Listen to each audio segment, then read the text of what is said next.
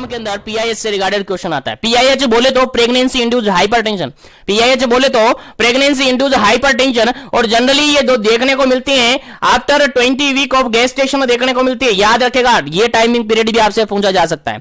After 20 week of gestation PIH की condition देखने को मिलती है। सर इसमें होता क्या है? सर इसमें होता कुछ नहीं है, सर इसमें हाइपरटेंशन हो जाता है। सर हाइपरटेंशन हो जाता है, सर हाइपरटेंशन हो जाता है मतलब कि सर बीपी बढ़ जाता है। बीपी हाइपरटेंशन के रिगार्डेड अभी मैंने बताया थोड़ी देर पहले, हाइपरटेंशन मतलब कि बीपी कितने से ज्यादा? सर 140/90 mm ऑफ Hg से ज्यादा हो जाती है। बिल्कुल ये कंडीशन यहां पर हो जाती है, तो हाइपरटेंशन के रिगार्डेड है। लेकिन ध्यान रहे प्रेगनेंसी इंड्यूस्ड हाइपरटेंशन है तो किसके कारण से हो गई ये सारी कंडीशन है? प्रेगनेंसी के कारण से होगी। किसके कारण से होगी? प्रेगनेंसी के कारण से ये सारी कंडीशन होगी, याद रखिएगा। अब आगे अगर अपन बात करें तो प्रेगनेंसी इंड्यूस्ड हाइपरटेंशन को जो हाइपरटेंशन होगी बेसिकली 3 टाइप से होगी।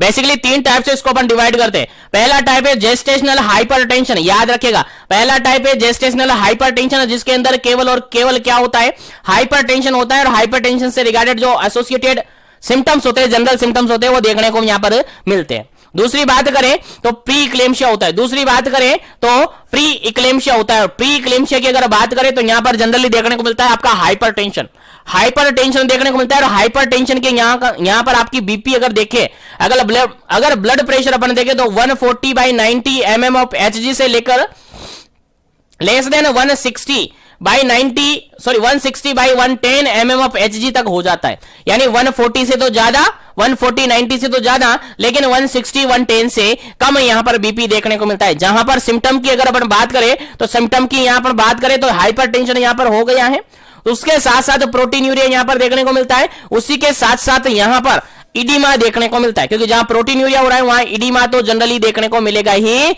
मिलेगा।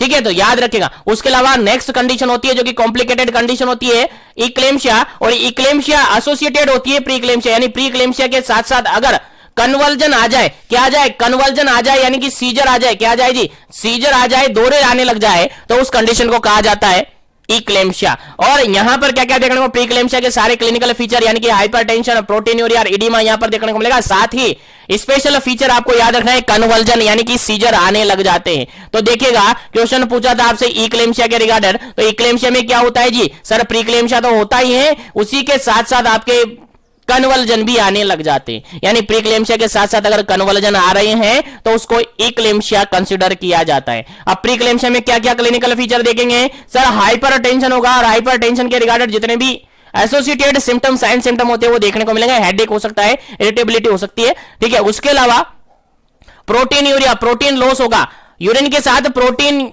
लॉस होगा, उसी के साथ अगर प्रोटीन लॉस हो रहा है तो इडीमा यहां पर देखने को मिलेगा। और हाइपरटेंशन से एसोसिएटेड जो भी सिम्टम्स है, साइन सिम्टम है, वो यहां पर देखने को मिलते हैं। साथ में स्पेशल फीचर आपको क्या याद रखना है? कन्वर्जन याद रखना है, यानी इक्लेम्शिया में कन्वर्जन आ जाता है, याद रखिएगा, काफी इंपॉर्टेंट है। ड्रग ऑफ चॉइस आपसे पूछी जा सकती है एग्जाम में, आप सबको याद है drug of choice magnesium sulphate होती है। क्या होती है जी? मैग्नीशियम सल्फेट होती है, याद रखिएगा। प्री इक्लेम्शिया में भी मैग्नीशियम सल्फेट को यूज किया जाता है प्रोफाइलेटिक रूप में, प्रोफाइलेटिक रूप में, और इक्लेम्शिया में थेरापेटिक रूप में उसको यूज किया जाता है। याद रखिएगा, काफी इंपॉर्टेंट क्वेश्चन है आपके एग्जाम पॉइंट ऑफ व्यू से।